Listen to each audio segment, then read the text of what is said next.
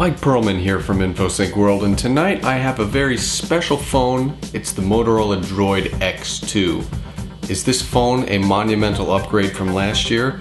Well, we're gonna find out in this review. From its outward appearance, the Motorola Droid X2 looks completely unchanged from last year's Motorola Droid X. However, all of the power lies within.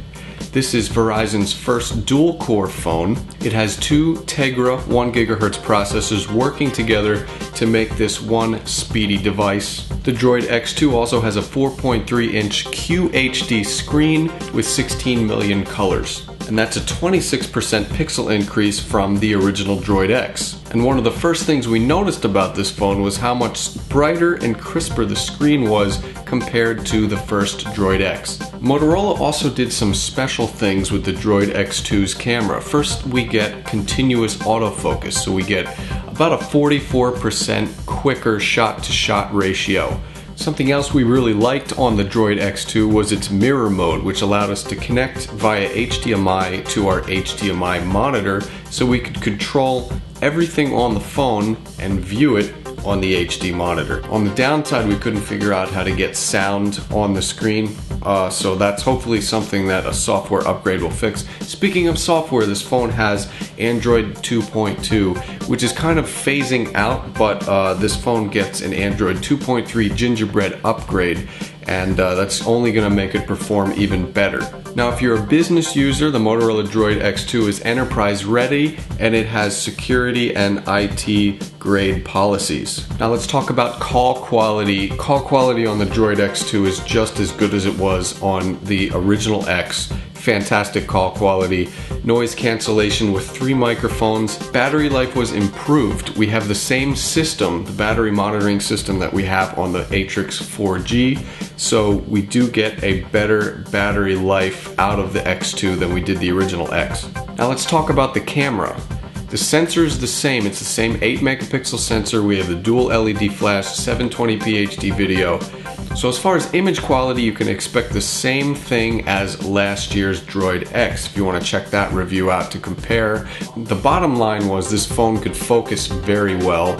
However, it shot the ISO up every chance it got. Also, we'd like a better camera interface, some more manual controls. Sometimes it was hard to get to the exposure because it's tucked away in the menu.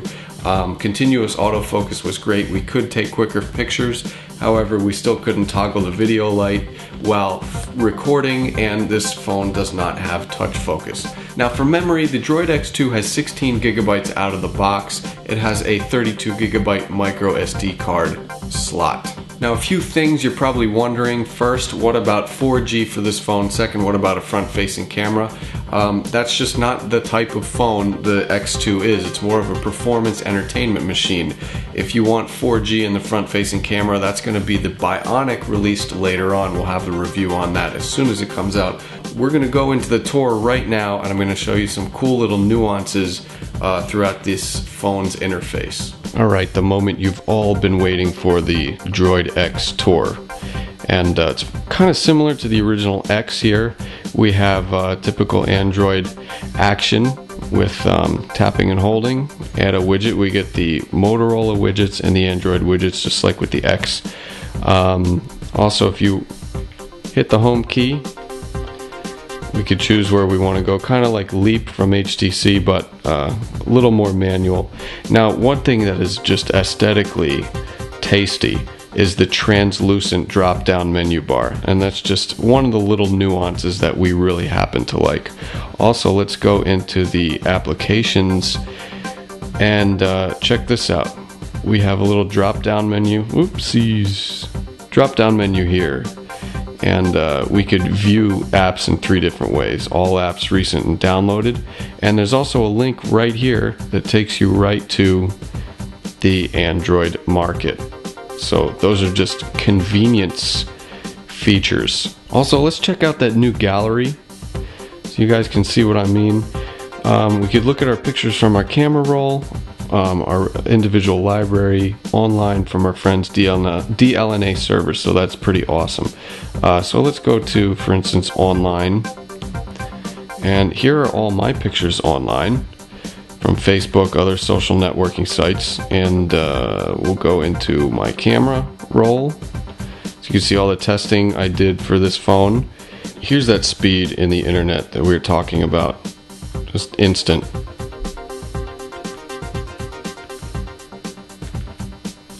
I mean, that's the way a browser should be right there. And we'll also play some flash content here so you can see how well this phone syncs. It's just instant. Here's a taste of some 3D gaming with Raging Thunder. We showed you SpeedX on the mirror mode, so it's just excellent graphics, excellent frame rate.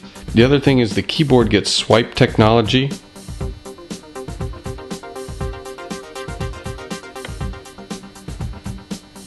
And here's Quick Office for Word, Excel, PowerPoint, and PDF files. And for entertainment, we have Amazon Kindle, Blockbuster. We also have down here Slacker Radio. There's Skype, and we can download Pandora. So our InfoSync diagnosis would be Motorola Droid X2. This is a fantastic phone. It's a worthy upgrade. It's faster with its dual-core processor. It has a much nicer screen. It has a quicker camera with a much better gallery. This phone is also business capable now. We have a better battery life, and we get that same excellent call quality that we got on the original Droid X. The only thing I'd like to see are some tweaks to the camera and its interface, and maybe some more storage out of the box, because we're seeing, you know, the Thunderbolt with its 40 gigabytes out of the box. But other than that, the Motorola Droid X2 is a fantastic phone if you're a gamer, if you watch videos, if you're a multimedia addict, if you want a fast-ass phone. Motorola Droid X2 is an excellent option. For the full review, go to infosyncworld.com. Until next time, I'm Mike Perlman.